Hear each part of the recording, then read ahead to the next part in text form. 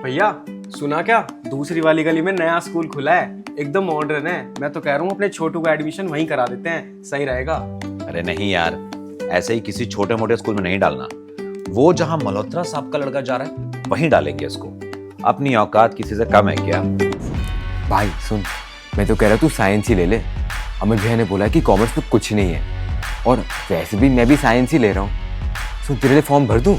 बहुत अच्छा आइडिया है। तुम्हें मैंने कितनी बार बोला है, जब तुमसे नहीं हो रहा बिजनेस तो तुम क्यों उसके पीछे पड़े हो। लाइफ में एक अच्छी जॉब ढूंढो, थोड़ा सेटल हो, सब थोड़ी सक्सेसफुल हो जाते हैं। और तुम ना ये हिनीश मदान के वीडियोस देखना बंद करो।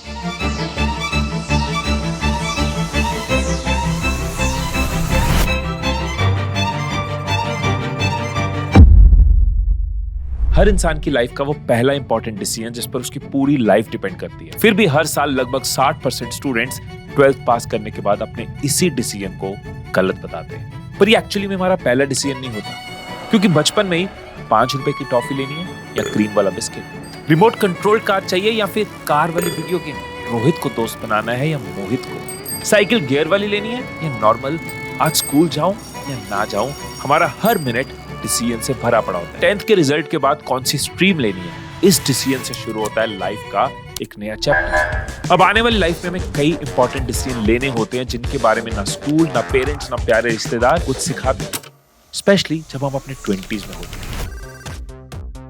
नए दोस्त बनते हैं, दुनिया के छिपे राज खुलते हैं, किसी एक से मुलाकात होती है, ब्रेन की फंक्शनिंग और इंटरनल बायोलॉजी हिलती है, पेरेंट्स का प्रेशर होता है, सोसाइटी की एक्सपेक्टेशंस होती है और दुनिया से कंपटीशन होता है, खुद पर डाउट होता है, फ्यूचर का फियर होता है, और इन सब के बीच होते हैं हमारे लाइफ के सबसे इंपॉर्टेंट डिसीजंस। पर डिसीजन का मतलब सिर्फ एक सही कॉलेज या सही करियर सिलेक्शन नहीं है। हर वो चीज जो आज तक आपने की है, हर वो प्रॉब्लम जिससे आप गुजरे हो, वो सारे लोग जिनके साथ आज आप हो, या फिर वो इंसान जिसके साथ आप नहीं हो, आपकी लुक्स, आपका पब्लिक इमेज, आपकी फैमिली रिलेशंस, हर 2 सेकंड में बीतते आपके एक्शंस। तो जो चीज इतनी इंपॉर्टेंट है, अगर वही हम डिकोड कर सके तो किसी सुपर कंप्यूटर की तरह अपने ब्रेन को परमानेंट राइट डिसीजंस लेने सिखा दे तो। इसी थॉट को लेके मैंने और मेरी टीम ने रिसर्च करना शुरू किया। हमने देखा कि पॉपुलर ऑथर्स का क्या कहना है, साइकोलॉजिस्ट और रिसर्चर्स इस पे क्या कहते हैं, वो कौन सी चीजें हैं जिनकी वजह से हम गलत डिसीजंस ले लेते हैं। क्या सच में गलत डिसीजन जैसा कुछ होता भी है, या फिर ये सिर्फ एक इल्यूजन है। इस वीडियो में आप पहले ये जानोगे कि बर्थ से आज तक आप कैसे डिसीजन लेते आ रहे हैं, कौन सी है वो 4 चीजें जिनकी वजह से हम गलत डिसीजंस ले लेते हैं, 4 ऐसे लेंसेज जो वही सामने दिखते रास्ते क्लियरली विजिबल करते हैं, लाइफ के 5 ऐसे डिसीजंस जो अगर सही ले लिए तो आपकी 80% लाइफ शॉर्ट हो जाती है। अब जैसे इस वीडियो पे क्लिक करना आपका एक डिसीजन था, इसी तरह से इसको देखते रहना भी आपका एक डिसीजन होगा, और वो डिसीजन कितना काम का है वो आपको एंड तक पता चल जाएगा। दुनिया का कोई भी पेड़ कितना ऊंचा उठेगा ये उसकी रूट पे डिपेंड करता है। ऐसे हमारी लाइफ के डिसीजन कैसे होंगे ये हमारे बचपन पे बहुत डिपेंड करता है। तो शुरू करते हैं लाइफ के पहले डिसीजन से। क्या लगता है हमारी लाइफ का पहला डिसीजन क्या था, रोना या आंखें खोलना? शायद ये दोनों ही नहीं, क्योंकि डिसीजन का मतलब होता है सामने दिखती चीजों को एनालाइज करके खुद के लिए जो बेटर हो सकता है वो एक्शन लेना। और बर्थ के कई महीनों तक हम आंखों से देख तो रहे होते हैं, लेकिन चीजों को एनालाइज करने के लिए थॉट्स हमारे पास होते ही नहीं है। इस वक्त तक ब्रेन सिर्फ 25% ही डेवलप हो पाया होता है, और इसके वो पार्ट्स जो डिसीजन लेने के लिए जाने जाते हैं उन्हें कंप्लीट मैच्योर होने में हमें बहुत टाइम होता है। यहां से आप पूरी कहानी को ऐसे समझो कि हमारी जो बॉडी है ना वो एक कंपनी है और ब्रेन उसका हेडक्वार्टर, और ब्रेन के जितने पार्ट्स हैं वो है सब एम्प्लॉइज इस कंपनी के। अब जो प्रीफ्रंटल कॉर्टेक्स है, जो लॉजिकल थिंकिंग करता है, जो मेन डिसीजन मेकर है, वो है सीईओ। अब इतनी बड़ी कंपनी चलाने के लिए सीईओ को ट्रेन होने में काफी टाइम लगेगा, और तब तक जो ज्यादातर डिसीजंस हैं वो लेता है उसका पर्सनल असिस्टेंट, और वो है ब्रेन का लिम्बिक सिस्टम, यानी कि जो इमोशनल डिसीजंस लेने के लिए जाना जाता है। तो मतलब प्रीफ्रंटल कॉर्टेक्स जो लॉजिक से चलता है, जो मेन डिसीजन मेकर है वो है सीईओ, और लिम्बिक सिस्टम जो इमोशनल डिसीजंस लेता है वो है असिस्टेंट। अब आने वाले टाइम में हमारी ये कंपनी कितना सही डायरेक्शन में मूव करेगी ये किस पे डिपेंड करता है? सीईओ पे और उसके असिस्टेंट पे। अब वापस आ जाते हैं लाइफ की जर्नी पे। जैसे जैसे टाइम बढ़ता है हमारा ब्रेन ना हर सेकंड में 8 मिलियन नए न्यूरॉन्स बना रहा होता है। मतलब जो कंपनी के एम्प्लॉइज हैं वो ट्रेन हो रहे होते हैं। अब कुछ महीनों में ही हम चीजों को देखना और उन पे रिएक्ट करना शुरू कर देते हैं और इसको कहते हैं प्रोटो कॉन्शियसनेस। पर लगभग 2 से 7 साल के पीरियड में ब्रेन की प्री ऑपरेशनल स्टेज शुरू होती है। इजी वर्ड्स में हमारा जो सीईओ है यानी कि जो हमारा डिसीजन मेकिंग सेंटर है प्री फ्रंटल कोर्टेक्स वो मैच्योर होना शुरू हो जाता है। यही वो टाइम है जब हम लैंग्वेज सीख रहे होते हैं या फिर ब्रेन में थॉट्स की क्रिएशन शुरू हो रही होती है। लेकिन इस एज में हमारे डिसीजंस लॉजिक से बहुत दूर इमोशंस पे डिपेंड करते हैं। मतलब जो हमारा असिस्टेंट है राइट, ब्रेन का लिम्बिक सिस्टम, स्पेशली उसका जो पार्ट है एमिगडाला, ये इमोशंस कंट्रोल करता है और ये अभी एक्शन में होता है। मतलब कंपनी कौन चला रहा है अभी? सीईओ नहीं चला रहा, असिस्टेंट चला रहा है। मतलब एक लाइन में इमोशंस और लॉजिक के रेस में इमोशनल डेवलपमेंट आगे चल रही होती है। इसीलिए इस एज में ना हम सही गलत अच्छे बुरे इससे ज्यादा अपनी फीलिंग्स पे डिपेंड करते हैं। मम्मी कहाँ है इस चीज से फर्क नहीं पड़ता, कहाँ गई है फर्क नहीं पड़ता, हमें मम्मी चाहिए। कोई चीज खानी है, सही है गलत है हमारे लिए हमें नहीं फर्क पड़ता, हमें देखनी और खा लेनी है। और इसके बाद आती है कॉन्क्रीट ऑपरेशनल स्टेज, 7 से 12 साल की एज। वो पीरियड जब हमारे ब्रेन में ग्रेजुअल चेंजेस होते हैं, हम लॉजिकली चीजों को देखना सोचना और समझना शुरू करते हैं। ब्रेन में पहली न्यूरॉन प्रूनिंग एक्टिवेट होती है, मतलब न्यूरॉन्स की छटाई होती है। पुराने और लेस इंपॉर्टेंट न्यूरॉन्स डिलीट होते हैं और नए इंपॉर्टेंट न्यूरॉन्स और स्ट्रांग हो जाते हैं। अगेन इजी वर्ड्स में ये वो वक्त है जब हमें दुनिया के रूल्स, कल्चर, लिमिटेशंस, क्या करना है क्या नहीं करना, बिलीफ्स, ये सब समझ आता है। हमें समझ आता है कि ये कार्टून अच्छा है और ये नहीं। मुझे रोहित के साथ खेलना पसंद है पर मोहित अच्छा लड़का नहीं है। किस तरह के लोगों से दूर रहना है और कौन से अंकल हैं जिनसे कोई दिक्कत नहीं है। और सबसे इंपॉर्टेंट पता है क्या, हमें ये डिफरेंस समझ आता है कि कोई चीज मुझे पसंद है पर शायद सही नहीं है। मतलब हम मॉरल्स के बेस पे डिसीजन लेना शुरू करते हैं। जैसे बुआ जी से पैसे तो लेने हैं पर मम्मी ने कहा है नहीं लेने चाहिए तो हम मना कर देते हैं। हालांकि हमारे सीईओ साहब अभी धीरे धीरे ट्रेन हो रहे हैं पर असिस्टेंट यानी कि ब्रेन का लिम्बिक सिस्टम काफी हद तक कंप्लीटली मैच्योर हो चुका होता है। लेकिन इसी एज से शुरुआत होती है डिसीजन डिस्ट्रैक्टर्स की। ये कंपनी के वो एम्प्लॉइज है जिनकी वजह से आगे जाकर कंपनी का सीईओ ही अपनी कंपनी के लिए गलत डिसीजन लेने लग पड़ जाता है। हालांकि इस पे हम आएंगे जब सही एज आएगी डिसीजन डिस्ट्रैक्टर्स की। पहले चलते हैं अगले इंपॉर्टेंट फेज पे, जो बहुत इंपॉर्टेंट फेज होता है एडोलेसेंस यानी कि टीनेज पीरियड 13 to 19। ये लाइफ का वो पीरियड है जहां हम कई सारे फिजिकल, मेंटल और सोशल चेंजेस से गुजरते हैं, मतलब मैच्योरिटी। ब्रेन का जो इमोशनल सेंटर है लिम्बिक सिस्टम, ये ऑलमोस्ट पूरी तरह डेवलप हो चुका होता है। लेकिन प्री फ्रंटल कोर्टेक्स मतलब लॉजिक अभी डेवलपिंग स्टेट में होता है। और यही कारण है कि इस एज में जो गड़बड़े होती हैं, हम सिचुएशंस को समझ तो रहे होते हैं लेकिन उन पे लॉजिकल डिसीजन लेने की जगह इमोशनल डिसीजन ले जाते हैं। एक लाइन में बोले तो ये वो एज है जब हम दिल और दिमाग के बीच दिल को चुनते हैं। इसीलिए इस एज में हमारे दोस्त ज्यादा बनते हैं और अच्छी आदतें कम। हर चीज, हर चैलेंज को हम तुरंत ईगो में एक्सेप्ट कर लेते हैं बिना सही और गलत सोचे। हमें अपनी हेल्थ से ज्यादा अपनी अपीयरेंस से फर्क पड़ता है। मैं कैसा लग रहा हूँ, बाल ठीक है कि नहीं है, मेरे बारे में बाकी लोग क्या सोच रहे हैं। और यहीं पे हमें पहली बार समझ आता है कि मैं दूसरों को मना करके अपने मन से भी डिसीजंस ले सकता हूँ। एक्चुअली में इसी स्टेज पे डिपेंड करता है हमारा चल रहा आज और हमारा आने वाला कल।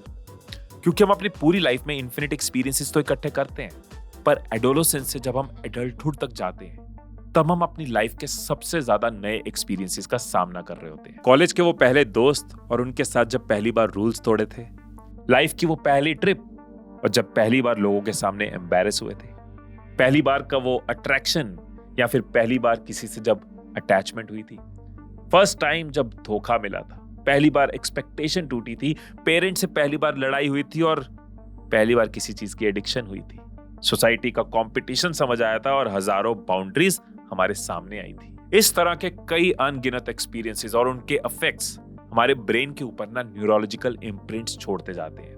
और इस सब के बीच क्या डेवलप हो रहा होता है? हमारा प्रीफ्रंटल कोर्टेक्स, हमारा सीईओ, और उसका रिजल्ट हमारे सामने होता है, हमारे बीते हुए वक्त पे होता है और हमारे आने वाले कल पे होता है। अब बारी आती है 20s की, जहां पे हमारा main decision maker prefrontal cortex, हमारा सीईओ कंप्लीटली डेवलप हो चुका होता है। अब हम मैच्योर हो चुके होते हैं, हमें सही गलत, अच्छा बुरा, लाइफ की रिस्पॉन्सिबिलिटीज और अपने बारे में बहुत कुछ समझ आ चुका होता है। हमें क्लैरिटी होती है कि मुझे क्या अच्छा लगता है। हमसे दोनों नहीं हो पाएगा, या तो हम रेलवेज में नौकरी कर लेंगे या तो हम क्रिकेट खेलेंगे।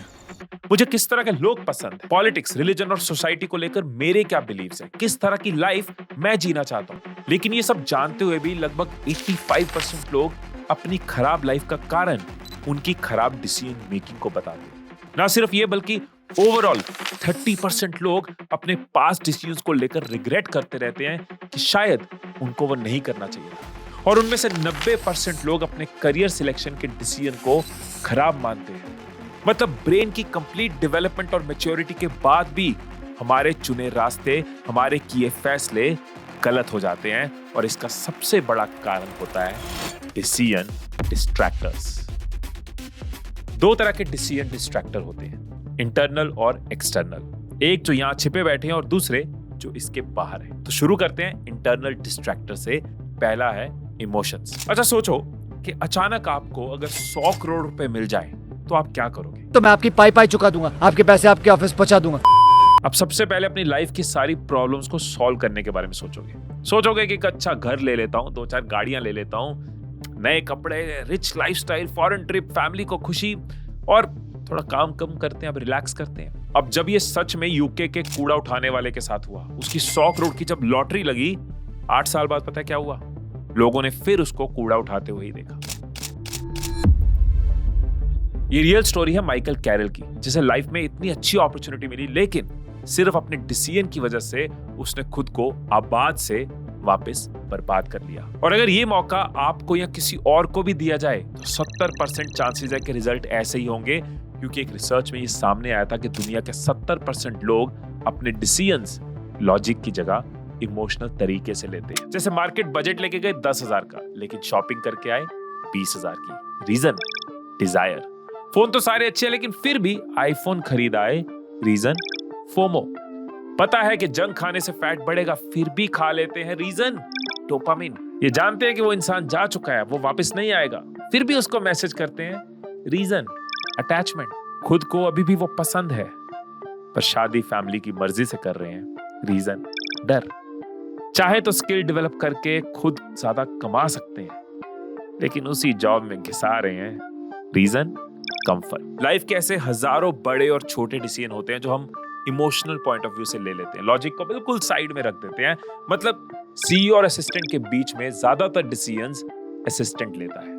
बट प्रॉब्लम इसमें नहीं है, प्रॉब्लम इसमें है कि जिन सिचुएशंस में सीईओ यानी कि प्री फ्रंटल कोर्टेक्स को डिसीजन लेने चाहिए, हम वहां भी उसके असिस्टेंट की बात मानते हैं। मतलब लॉजिक को साइड रखकर भावनाओं में डिसीजंस ले जाते हैं। लगता है गेंदा भैया भावनाओं में बह गए हैं। हालांकि हम डिसीजन मेकिंग का प्रॉपर सोल्यूशन डिस्कस करेंगे जब हम 4 लेंसेज वाले चैप्टर में आएंगे। फिर भी यहाँ पे एक सोल्यूशन आपको दे रहा हूँ, बहुत सिंपल है। आपको असिस्टेंट ने कुछ बोला, आप बोलो नहीं, सीईओ से पूछ के बता, उससे पूछ। और ये कैसे होगा? बहुत सिंपल है। न्यूरोसाइंस के हिसाब से हमारे इमोशनल अर्ज को सेटल होने में 60 से 90 सेकंड लगते हैं। अगर आप 90 सेकंड्स खुद को पॉज करवा दो, जस्ट पॉज, ब्रीथ, जब माइंड काम स्टेट पे आ जाए, फिर दोबारा उस चीज के बारे में सोचो। Second internal distractor, subconscious encoding. चलो एक रैपिड फायर खेलते हैं। मैं आपसे 6 वर्ड्स बोलूंगा और उससे जुड़ी जो भी पहली चीज आपके दिमाग में आए, आपको बस वो याद रखनी है। फिर एंड में मैं आपसे क्वेश्चन पूछूंगा। तो शुरू करते हैं, देखते हैं पहली चीज आपके दिमाग में क्या आती है। व्हाइट, मिल्क, काओ, आइस, कोल्ड, स्नो। गाय क्या पीती है? आंसर मिला। 90% लोगों ने क्वेश्चन का आंसर दूध या मिल्क दिया होगा, बट यार गाय पानी पीती है, दूध नहीं। ये होती है सबकॉन्शियस एनकोडिंग। जैसे अगर मैं बोलूं नेचर, हो सकता है आपके दिमाग में पेड़ पौधे आ रहे हो, पर नेचर में तो पानी भी है, पहाड़ भी है, आग भी है, लेकिन आपके दिमाग ने किस चीज के साथ नेचर को लिंक किया हुआ है। ऐसे ही स्पीड बोलूं, शायद सबसे पहले आपके माइंड में बाइक आ रही हो, रेसिंग कार आ रही हो, पर हर दिन हम एक तेज चलते पंखे के नीचे भी सोते हैं। मतलब हमारा ब्रेन अपने पास्ट के सब एक्सपीरियंसेस के अकॉर्डिंग शॉर्टकट्स बनाता है, जिससे आज के डिसीजंस का उसको लोड ना लेना पड़े। वो उन्हीं पैटर्न्स के अकॉर्डिंग चलता है, उनके हिसाब से हमें जवाब देता है। जैसे मोबाइल पकड़ते इंस्टा खुल जाता है, क्योंकि हम ज्यादातर ये करते हैं, ये हमारा पैटर्न है। खाना खाने वक्त कुछ लोग टीवी ऑन कर लेते हैं, यूट्यूब ऑन हो जाता है उनसे, क्योंकि उनका ये पैटर्न है।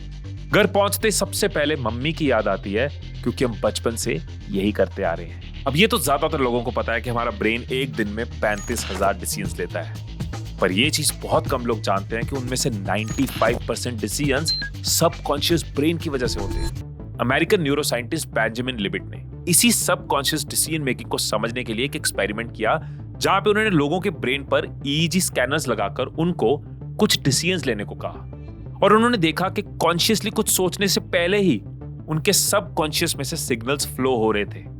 तो एक्सपेरिमेंट के एंड में ये कंक्लूड हुआ कि ज्यादातर डिसीजन लेने वक्त हमारी अवेयरनेस से लगभग 7 सेकंड पहले ही हमारा सबकॉन्शियस वो डिसीजन बना चुका होता है। मतलब आप कॉन्शियसली कोई भी डिसीजन जो लेते हो उससे 7 सेकंड पहले आपका सबकॉन्शियस माइंड डिसीजन ले चुका होता है। मतलब हमारे पास्ट के बीते एक्सपीरियंसेस, हमारी अच्छी बुरी यादें, हमें जो भी लेसन्स मिले, हमारे जो भी बचपन के ट्रॉमास हैं, ये सब कारण बनते हैं कि हम आज किसी चीज पे कैसे एक्ट करेंगे। जैसे बचपन में अगर कुछ लोगों के सामने कई बार बेइज्जती हुई तो हमारे अंदर एक हेजिटेशन आ जाती है, किसी के सामने कुछ करने में हमें शर्म आती है। किसी टाइम पे बचपन में डॉग ने काट लिया, हमारे अंदर डॉग फियर आ जाता है।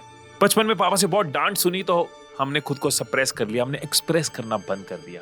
अब फैक्ट ये है कि हम पास्ट में जाके चीजों को नहीं बदल सकते, पर एक चीज हम बदल सकते हैं जो हमने उस टाइम पे उसके साथ मीनिंग बना दिया था। बचपन में अगर कोई भूल हुई, वो नादानी में हुई थी, हम नादान थे, इसका हमारी आज की इंटेलिजेंस से कोई लेना देना नहीं है। खुद पे डाउट करना बंद करना होगा। अगर पापा बहुत डांटते थे तब समझ नहीं आता था, आज तो उसका मीनिंग बदल सकते हैं कि पापा को यही तरीका आता था, वो भी पापा बनना सीख रहे थे, उनके पास भी कोई 100 बच्चों का एक्सपीरियंस नहीं था।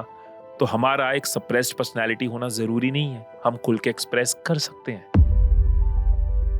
अब ये तो थी इंटरनल चीजें, पर कुछ चीजें वो भी होती हैं जो एक्सटर्नल होती हैं पर हमारे डिसीजंस को अफेक्ट करती हैं, मतलब एक्सटर्नल डिस्ट्रैक्टर्स। पहला एक्सटर्नल डिस्ट्रैक्टर है एनालिसिस पैरालिसिस। सोचो अभी पिछले महीने ही आपका 22nd बर्थडे बीता है, आप अपने करियर में स्ट्रगल कर रहे हो, मेहनत कर रहे हो, और इस वक्त आप अपने रूम में बैठे हो ये सोचते हुए कि काश कुछ ऐसा हो जाए कि मैं अपने मन चाहे काम में सक्सेसफुल हो जाऊं। और ये सोचते ही आपके सामने एक जीनी अपीयर हो जाता है और वो कहता है, मैं तुम्हारे सामने 5 दरवाजे बना रहा हूं, इन सब के पीछे एक लाइफ है जो तुम्हारे आने वाली लाइफ बनेगी, पर शर्त इतनी है कि अगर एक बार तुमने कोई दरवाजा खोला तो बाकी अपने आप लॉक हो जाएंगे और फिर तुम्हें चुने हुए पर ही चलना होगा। पहला ऑप्शन है एक पीसफुल लाइफ, 9 से 5 की सेटिस्फाइंग जॉब और एक लविंग फैमिली। दूसरी है ऐसी लाइफ जहां बहुत सारा एडवेंचर है, ट्रैवलिंग है, करियर है और दोस्त है। थर्ड दरवाजे पे एक बड़ी टीम है, हाई स्टेक स्टार्टअप है जो अगर सही से चला तो एक यूनिकॉर्न बन सकता है। चौथे दरवाजे पे आप एक बड़े कंटेंट क्रिएटर हो, आपके पास फैंस हैं और पीजी लाइफस्टाइल है। एंड फिफ्थ डोर एक शांत, दुनिया से दूर और किसी एक इंसान के साथ बीतती लाइफ है। तो अब आप कौन सा डोर चुनना पसंद करोगे? फर्क नहीं पड़ता कि आपने क्या चुना, लेकिन ऑप्शंस के बीच में चुनते वक्त आपके दिमाग में जो चल रहा था उसी को कहते हैं एनालिसिस पैरालिसिस। यानी वो डर कि अगर मैंने गलत दरवाजा चुन लिया तो, अगर ये चूज कर लिया तो क्या होगा, 3 तो बेकार है लेकिन इन दोनों में से मेरे लिए कौन सा बेटर रहेगा। ये वो सारी कैलकुलेशंस है जो आपने अपने दिमाग में की। यानी जब हम कई ऑप्शंस या किसी एक ऑप्शन के बारे में बहुत ज्यादा ओवरथिंक करते हैं कि क्या होगा, कैसे होगा, सही होगा या नहीं होगा, तब जनरेट होता है एनालिसिस पैरालिसिस, विच मींस बहुत ज्यादा सोचने की वजह से डिसीजन ही ना ले पाना। जैसे सामने पूरा नेटफ्लिक्स पड़ा है पर समझ नहीं आ रहा क्या देखें, वार्डरोब कपड़ों से भरा है पर सिलेक्ट नहीं कर पा रहे क्या पहने, जोमेटो खोला कोई एक आइटम सिलेक्ट करने के लिए लेकिन आधा घंटा लग गया, समझ नहीं आ रहा क्या खाएं। अब इसको भी ओवरकम किया जा सकता है 2 तरीके हैं। सबसे इंपॉर्टेंट कि अगर ऑप्शन ज्यादा है तो सबसे पहले उनको कम करो। स्टैनफोर्ड यूनिवर्सिटी के एक एक्सपेरिमेंट में सामने आया कि ज्यादा ऑप्शंस हमें ज्यादा एक्साइटमेंट तो देती हैं, पर एक्चुअली में अच्छा डिसीजन हम सिर्फ कम ऑप्शंस मिलने पर ही लेते हैं। और दूसरा है टाइम क्रंचिंग। अगर आपको भूख लगी है और दुकान के सामने खड़े हो तो आप बहुत टाइम लगाओगे, यार क्या खाना है, क्या खाऊं आज। लेकिन वहीं अगर आप ट्रेन से उतरकर स्टेशन से कुछ खाने को लेने वाले हो तो वहां चूज करने में शायद आप कुछ सेकंड्स लगाओगे। मतलब जब हमारे पास टाइम कम होता है तो हमारा लॉजिकल ब्रेन अपने फुल पोटेंशियल पे काम करता है। इसलिए जब डिसीजन लेना हो ना तो try to make a set time कि इतने वक्त में मुझे डिसीजन लेना है। उसको खुला मत छोड़ो वरना टाइम वेस्ट करोगे। सेकंड एक्सटर्नल डिस्ट्रैक्टर है कंफर्मिटी ट्रैप। इन तीनों में से कौन सी लाइन इसके बराबर है?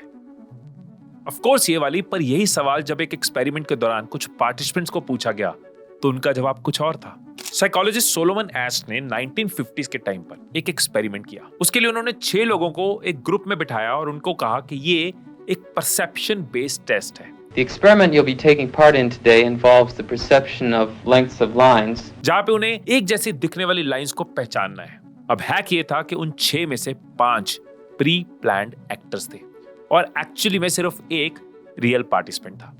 अब जब टेस्ट शुरू हुआ तो पहले दूसरे ट्रायल में तो सबने सही आंसर दिए, लेकिन थर्ड टाइम से एक्टर्स ने अपना काम करना शुरू कर दिया और पूरे कॉन्फिडेंस के साथ गलत आंसर्स देने लगे। जिसे देखकर रियल पार्टिसिपेंट थोड़ा हेजिटेट किया, लेकिन सरप्राइजिंगली उसने भी वही सही बताना शुरू कर दिया। ना सिर्फ एक बार, बल्कि सोलोमन ने ये सेम एक्सपेरिमेंट कई पार्टिसिपेंट्स के साथ रिपीट किया और 75% टाइम्स उन्होंने अपनी आंखों पर भरोसा नहीं किया, दूसरों के डिसीजंस को फॉलो किया। ये एक जीता जागता प्रूफ था इस फैक्ट का कि कैसे हम सिर्फ सोशल प्रेशर, अनकंफर्टेबिलिटी से बचने के लिए या अंडर कॉन्फिडेंस की वजह से अपने डिसीजंस बदल लेते हैं। और यही रीजन बनता है कि क्यों हम दोस्तों या फैमिली के चक्कर में वो करियर सिलेक्ट कर लेते हैं जो हमें पसंद भी नहीं होता। शेयर्स में शायद इतना इंटरेस्ट भी नहीं है, लेकिन सुना है कि फायदा होता है तो पैसा लगा देते हैं। इस पूरे कॉन्सेप्ट को अगर मैं एक वर्ड में बोलूं तो वो है एडवाइसेस। 10th की स्ट्रीम, 12th के बाद के college, career options, trip destination, product uses, even partner, हमारी लाइफ का हर पहलू फिल्टर होता है लोगों की एडवाइसेस से। फिर चाहे वो इंटेंशनली आपको कुछ बता रहे हो या सिर्फ आप ही सोच रहे हो कि वो क्या सोचेंगे और इस बेस पे डिसीजन ले रहे हो। लेकिन अगर सच में सबकी एडवाइस इतनी सही होती तो शायद वो खुद अपनी लाइफ के मास्टर होते। अब ऐसा नहीं है कि लोगों की ओपिनियन ना ली जाए, पर इंपॉर्टेंट ये है कि खुद की ओपिनियन को दबाया ना जाए। जैसे अगर बहुत शोर है लेकिन कहीं इंडिया पाकिस्तान का मैच आपको चलता दिख जाए तो आप सब कुछ इग्नोर करके उसको देखने लग जाओगे एकदम। ऐसे ही एडवाइसेस के इतने शोर में आप जो फाइनल डिसीजन लेते हो वो आपके पर्सनल इंटरेस्ट, वो आपके गोल और आपके गट पे डिपेंड करना चाहिए। ये जितने भी डिस्ट्रैक्टर्स मैंने आपको बताए ना, ये एक धुंध की तरह होते हैं। मतलब हमें पता है कि आगे जाना है, पर आगे क्या होगा, कहां टर्न लेना है, ये सब इनकी वजह से हमें दिखाई नहीं दे रहा होता।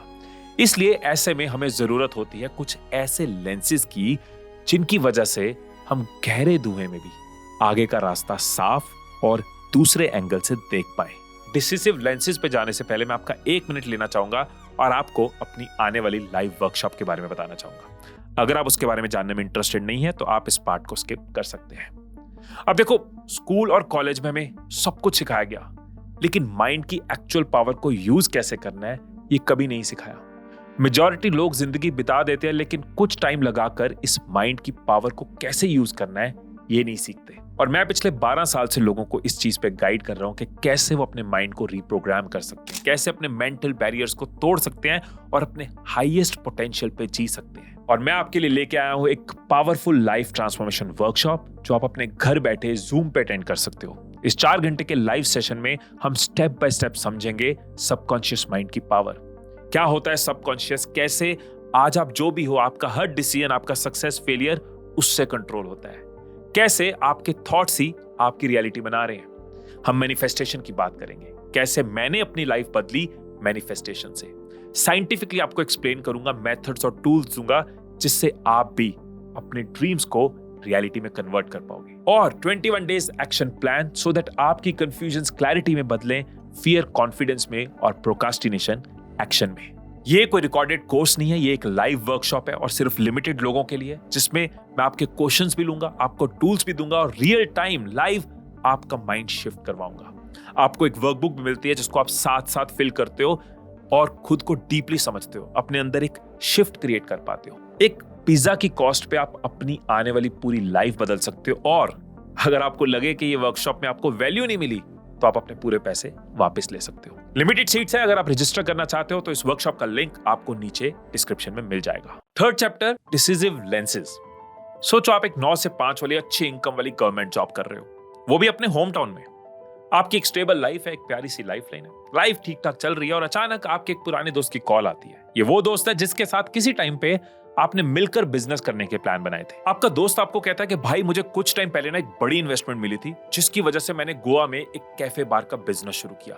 अब मैंने उसकी 2 ब्रांचेस खोल ली और लास्ट ईयर मैंने जितना पैसा लगाया था ना उससे ज्यादा बना लिया है। मतलब इस इंडस्ट्री में बिजनेस तो बहुत है, लेकिन मुझे और बड़ा काम करने के लिए एक पार्टनर चाहिए जिसके साथ मिलकर मैं दिमाग और पैसा लगा पाऊं, और मुझे वो पार्टनर जल्दी से जल्दी चाहिए। तो अगर तू ओपन है तो जॉब छोड़कर यहां आ जा। मैं गारंटी नहीं दे रहा कि तुझे कितनी छुट्टी मिलेगी, तू कितना घर जा पाएगा, लेकिन हम हर चीज इक्वली स्प्लिट करेंगे और बहुत पैसा बनाएंगे। अब ये एक डिसीजन शायद आपकी पूरी लाइफ बदल कर रख देगा। खुद का होम टाउन या फिर अनजान शहर, गवर्नमेंट जॉब की स्टेबिलिटी या फिर वो रिस्की स्टार्टअप। यहां ऑलरेडी पैसे मिल रहे हैं, वहां शायद शुरुआत में पैसे लगाने पड़े, पर ये नौकरी है और वो खुद का काम। लेकिन फैमिली तो यही है, वहां सिर्फ एक दोस्त है, और उस एक का क्या जिसको मिले बिना दिन नहीं कटता। इसके साथ पता नहीं ऐसे कितने सारे सवाल जिनके जवाब डिपेंड करेंगे आपके सिर्फ एक डिसीजन पर। यहां आपको इमोशनल डिस्ट्रैक्टर भी डिस्ट्रैक्ट करेंगे और सबकॉन्शियस भी। ओवर थिंकिंग की वजह से एनालिसिस पैरालिसिस में भी फंस सकते हो और शायद सोशल इन्फ्लुएंस में भी। लेकिन डिस्ट्रैक्टर्स की इसी धुंध में अगर कुछ ऐसे लेंसेज हाथ में आ जाएं जिनकी मदद से आप ऐसी किसी भी सिचुएशन को अलग अलग एंगल से साफ साफ देख सको, तो शायद डिसीजन लेना इजी होगा और आपकी कंफ्यूजन क्लैरिटी में बदलेगी। इन लेंसेज से किसी सिचुएशन को देखने के बाद अगर आपके 4 या 3 लेंसेज भी टिक हो जाते हैं तो आप अपने डिसीजन के साथ आगे बढ़ सकते हो, और अगर नहीं होते तो आपको पीछे हट जाना चाहिए। तो पहली लेंस है सेल्फिश लेंस। एंड गेम में टोनी के फादर उसे कहते हैं कि मैं दूसरों से पहले अपने बारे में सोचता हूं। यूं ही समझ लो कि लोगों के भले से पहले मैं खुद का भला पहले सोचता हूं। और कहीं ना कहीं हम नेचुरली ये सेल्फिश नेचर अपने अंदर इनहेरिट करके ही आते हैं। मतलब कुछ भी डिसाइड करने से पहले ये सोचना कि क्या इसको करने से मुझे खुशी मिलेगी, और क्या वो खुशी टेम्पररी होगी या परमानेंट होगी, क्या वो काम सिर्फ मुझे फायदा दे रहा है या उस फायदे से मुझे खुशी भी दे रहा है। हम डिसीजंस अपनी खुशी के अकॉर्डिंग तो लेते हैं, पर उसके चक्कर में कई बार बाकी पर्सपेक्टिव्स को इग्नोर कर जाते हैं। जैसे खुशी तो हमें नशे करके भी मिलती है, फैटी फूड खाने से भी मिलती है, या फिर किसी को लड़ते हुए देख के भी मिल सकती है, पर इसका मतलब ये तो नहीं कि ये सब सही है। आपने सुना होगा कि हंसने से खून बढ़ता है, पर आपको ये पता है कि दुनिया में सबसे ज्यादा डेथ हार्ट की प्रॉब्लम की वजह से होती है। एक स्टैट के अकॉर्डिंग एक खुश इंसान अपनी लाइफ में हार्ट डिजीज को 22% कम कर देता है। इसलिए आपका जो भी डिसीजन हो ना, उसे हार्ट लेंस या फिर यूं बोलूं कि अपनी हैप्पीनेस के नजरिए से देखना बहुत जरूरी है। नेक्स्ट लेंस है कैमेलियन लेंस। कभी किसी कैमेलियन या गिरगिट को देखा है? कैसे कुछ सेकंड्स में वो अपनी सराउंडिंग के अकॉर्डिंग कलर बदल लेता है। लेकिन मेन पॉइंट ये है कि कैमेलियन हर वक्त अपना कलर नहीं बदलता, और ना वो हर तरह के कलर में बदल सकता है। उसे किसी एक जगह जाकर उसके कलर को एनालाइज करके अपने पिगमेंट से मैच करके लगभग 30 से 45 सेकंड लगते हैं चेंज होने में। और इसी से रिलेटेड हमारा कैमेलियन लेंस। बचपन से ही हमें चाहे कोई छोटा सा खिलौना लेना हो या फिर बड़े होकर कोई महंगी कार लेनी हो, छुट्टी लेकर किसी ट्रिप पे जाना हो या फिर बीमार है और घर पे आराम करना हो, हमारी लाइफ का हर डिसीजन कहीं ना कहीं हमारे सराउंडिंग से रिलेटेड है या फिर उन्हें अफेक्ट करता है। कोई डिसीजन लेने वक्त क्या हमारी फैमिली उससे खुश है? क्या ये मेरे पार्टनर या बेटर हाफ को अफेक्ट करेगा? मेरे दोस्तों का क्या कहना है, या बाकी लोग इसको लेकर क्या एडवाइस दे रहे हैं? बेशक हम सबके फेवर में डिसीजन नहीं ले सकते, जैसे कैमेलियन हर जगह कलर नहीं बदल सकता, लेकिन सबकी बात सुनकर, सबको समझकर, ये देखकर कि क्या इससे फैमिली या लव्ड वंस पॉजिटिवली इफेक्ट होंगे या नेगेटिवली, हम सिचुएशन को एनालाइज कर सकते हैं। उसके बाद जरूरी नहीं है कि हमारा डिसीजन सबको खुश करे। मान लो आप कोई ऐसा डिसीजन ले रहे हो जिससे आपके आसपास के लोग खुश नहीं है। अगर आप इस लेंस को सोचे बिना डिसीजन लोगे ना, तो आपको अचानक रिएक्शंस मिलेंगे, आप प्रिपेयर्ड ही नहीं होगे, आपको स्ट्रेस रहेगा। लेकिन अगर इस लेंस में देखने के बाद डिसीजन लोगे तो आप उनकी नाखुशी के लिए प्रिपेयर्ड रहोगे, अपना पर्सपेक्टिव क्लियर रखोगे। थर्ड लेंस है POV लेंस। 960 BC के अराउंड इजराइल का एक किंग था, किंग सोलोमन। एक ऐसा राजा जो पूरे वर्ल्ड में अपने बेहतरीन डिसीजन के लिए जाना जाता था। इतने वाइज डिसीजन कि एक बार उसके दरबार में 2 लेडीज एक बच्चे को लेकर लड़ती हुई आती हैं, ये कहते हुए कि ये बच्चा मेरा है। दूसरी कहती है ये बच्चा मेरा है।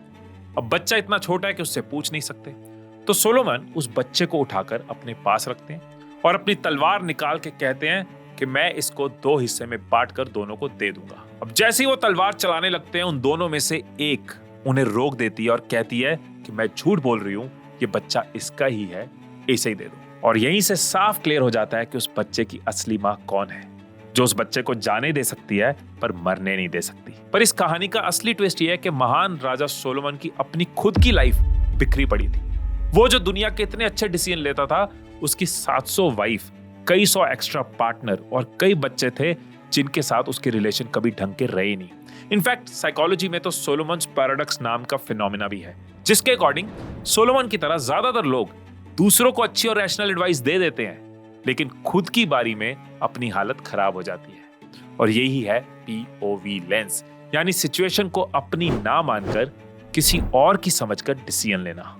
हम बहुत बार खुद के लिए सही डिसीजन इसलिए नहीं ले पाते क्योंकि जब हम अपने लिए सोच रहे होते हैं ना, तो हमारे इमोशंस बीच में आ जाते हैं, फियर, ईगो, ओवरथिंकिंग, अटैचमेंट। इसलिए प्रैक्टिकल सिचुएशन ये है कि जो भी प्रॉब्लम चल रही है, जिसके बारे में भी आप डिसीजन लेना चाहते हो, उस चीज को पेपर पर उतारो और उसके बाद उसको ऐसे देखो कि वो किसी और की है। ये पेपर कॉन्शियसली उस सिचुएशन से आपकी इमोशंस को डिटैच करने में आपकी हेल्प करेगा और आप एक रैशनल, लॉजिकल और प्रैक्टिकल अप्रोच के साथ ऑप्शंस को सोच पाओगे। फोर्थ लेंस है ब्रांच लेंस। ये वो लेंस है जो आपके किसी भी बीते हुए डिसीजन को सही या गलत बना सकता है। आपने अपनी खुशी चेक कर ली, लव्ड वंस चेक कर लिए, POV चेक कर लिया। अब जो आप डिसीजन ले रहे हो, आगे चल के आप उस पर रिग्रेट करोगे या नहीं, ये डिपेंड करता है माइक्रो डिसीजंस पर। जैसे आपने CS में BTech करने का डिसीजन ले लिया, अब इसके बाद कई माइक्रो डिसीजंस हैं। वो सब्जेक्ट्स पढ़ने का, क्लासेस में जाने का, कंसिस्टेंट रहने का। आपने अपने चॉइस की लड़की या लड़के से शादी करने का डिसीजन तो ले लिया, लेकिन उसके बाद के माइक्रो डिसीजंस क्या होंगे? साथ चलने के डिसीजंस कैसे होंगे? एक साथ वक्त बिताने के डिसीजन कैसे होंगे? एक दूसरे की कंपैटिबिलिटी को लेकर डिसीजंस कैसे होंगे?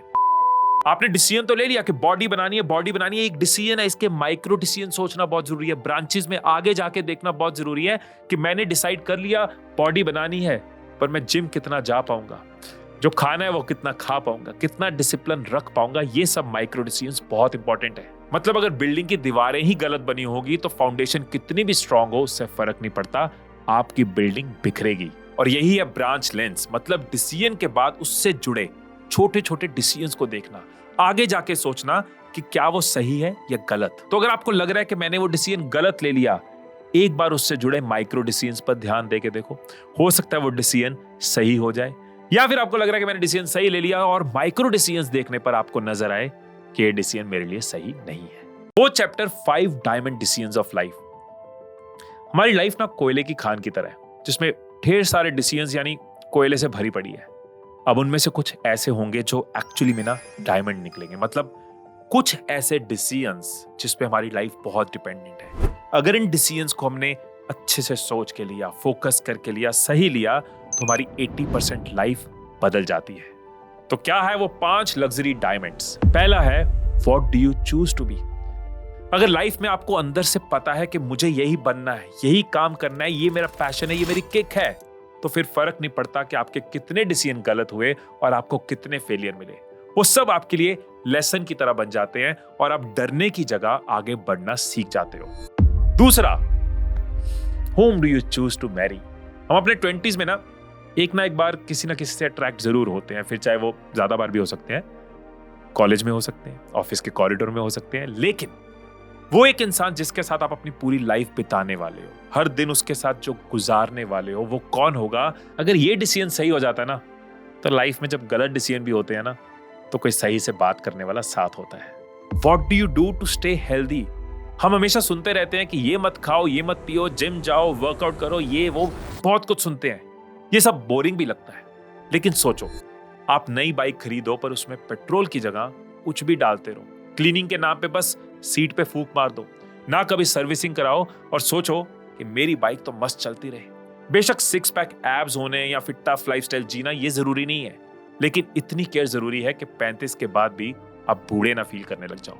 Whom you connect with? 87% Gen Z को लगता है कि उनके मेन स्ट्रेस का कारण उनके खराब रिलेशनशिप है। इनफैक्ट हार्वर्ड यूनिवर्सिटी की एक रिसर्च के अकॉर्डिंग हमारी सक्सेस और फेलियर 95% तक हमारी सराउंडिंग ग्रुप पे डिपेंड करती है। इसका एक नहीं बल्कि हजारों प्रूफ है कि कैसे हमारी लाइफ हमारे आसपास के लोगों के अकॉर्डिंग बनती या बिगड़ती है। आप किसके साथ पले बड़े हो, इस पे आपका डिसीजन नहीं हो सकता, लेकिन किससे आपको सीखना है, किसके साथ आपको आगे बढ़ना है, ये आप डिसाइड कर सकते हो। क्योंकि सुना है ना कि if you are the smartest person in the room, you are in the wrong room. Next, where do you find mental peace? हम पूरी लाइफ उन चीजों का पीछा करते रहते हैं जो हमें खुशी दे सके, फिर भी पूरी लाइफ परेशान रहते हैं। आप खुद सोचो, आज तक आपको कितने लोग मिले जो कहे कि यार मेरी लाइफ बहुत अच्छी चल रही है, मैं बहुत सेटिस्फाइड हूं, बहुत सुकून है, बहुत खुश हूं? शायद लिमिटेड, शायद एक भी नहीं। क्योंकि ह्यूमंस हमेशा ही जो खुशी है ना, वो आने वाले कल में ढूंढते हैं। पर अगर आपने एक बार ये डिसाइड कर लिया ना कि कौन सी ऐसी चीजें हैं जिनको करने से मुझे सुकून मिलता है, जो मेरे पास फ्यूचर में नहीं बल्कि इस वक्त भी है, तो शायद आप एक ऐसे इंसान बन सकते हो जो आज तक आपको मिला नहीं। प्रैक्टिकली हैप्पीनेस की दौड़ तो हम चाहकर भी खत्म नहीं कर सकते, लेकिन कुछ चीजें ऐसी ढूंढ सकते हैं ना जिनसे हमें सिर्फ खुशी नहीं बल्कि सुकून भी मिलता हो। इसलिए मैं कहता हूं कि टू डू लिस्ट के साथ साथ ना टू फील लिस्ट भी होनी चाहिए। और आपने ये समझा है कि बचपन से लेकर अब तक आपकी डिसीजन मेकिंग कैसे इन्फ्लुएंस होती है, आपके डिसीजन बनते कैसे हैं। आपने डिसीजन डिस्ट्रैक्टर्स को समझा है और फिक्सेस को समझा है। आपको 4 लेंसेज क्लियर हैं और लाइफ के 5 डायमंड डिसीजंस आप समझ चुके हो। तो अब आप ये डिसाइड कर सकते हो कि इस वीडियो पे क्लिक करने का डिसीजन सही था या नहीं। मैं इसी तरह से वीडियोस बनाता रहूंगा और साथ निभाता रहूंगा। और अगर आप मेरी 4 आवर्स की वर्कशॉप अटेंड करना चाहते हैं तो उसका लिंक आपको नीचे डिस्क्रिप्शन में मिल जाएगा। फिर मिलेंगे अगली वीडियो में, तब तक खुश रहिए, खुशियां बांटते रहिए। I love you all.